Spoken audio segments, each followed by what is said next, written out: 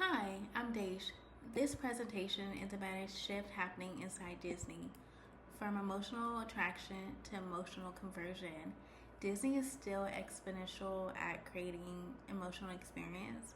But the question is that emotion actually turning into repeat behavior? Right now, not consistently. Prices have never been higher. Single day tickets now exceed $200. And once you layer in lightning lane, dining, and parking, the total cost escalates quickly. So when what used to feel like a vacation now feels like a major financial decision. Guest sentiment is shifting as well. Not because the experience is worse, but because guests are making value-based decisions. They are asking, was it worth it? And more importantly, would I do that again? That leads to the core hypothesis. Disney's strategy is filtering towards higher income guests, trading broad loyalty for premium extraction, and compromising the middle of the market where future repeat guests come from. The risk isn't demand, the risk is who you're no longer converting. This doesn't impact all guests equally.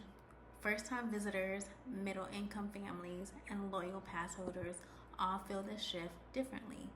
But middle-income families are the most likely to self-select out, not because they don't want the experience, but because they can't justify repeating it.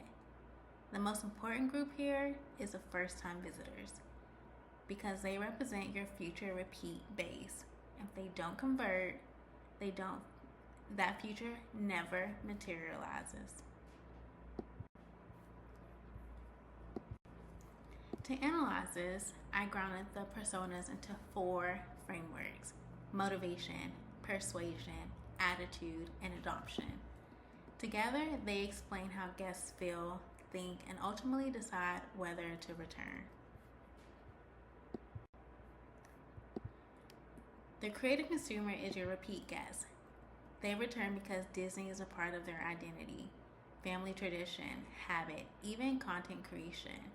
But even this group is starting to feel friction, especially around planning fatigue and rising costs. They're stable, but they're not your growth engine.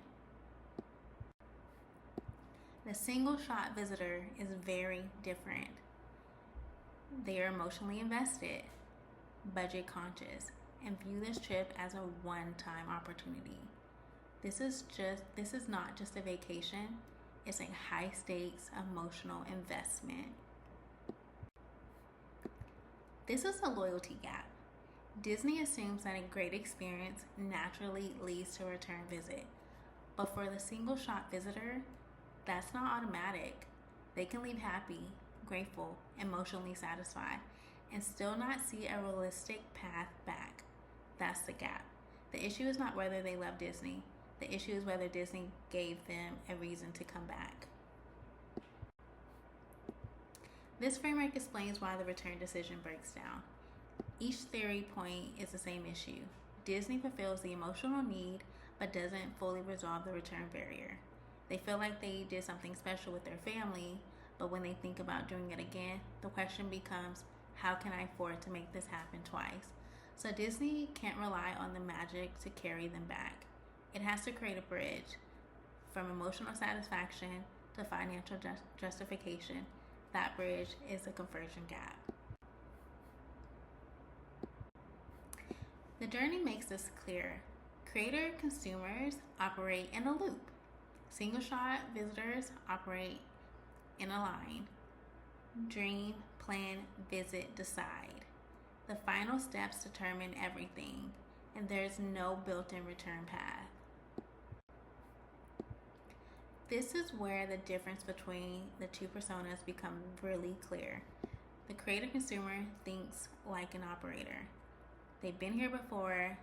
They know how to plan, optimize, extract value from the experience. The single shot visitor evaluates the experience very differently. They're constantly weighing what they're getting against what they're spending. So while Disney is saying where dreams come true, they're asking, was this worth $3,000? They're experiencing the same park, but evaluating it through completely different lenses. This matters because of lifetime value. The second visit is the inflection point. That's where loyalty begins. If you miss the moment, you lose the entire lifetime, not just one trip. Expectations are shaped before arrival by creators, not campaigns. And while Disney delivers emotionally, emotions do not guarantee return. She doesn't churn, she never converts. The premium strategy is effective, but it comes with a trade-off. As you optimize for high spenders, you reduce accessibility for middle-income guests, and over time, that narrows your further loyalty pipeline. Friction starts before the gates even open. Guests are navigating multiple systems, apps, and pricing layers. For first-time visitors, that increases stress and raises the perceived risk of the experience. Genie Plus creates a visible two-tier experience. Guests who pay more move faster.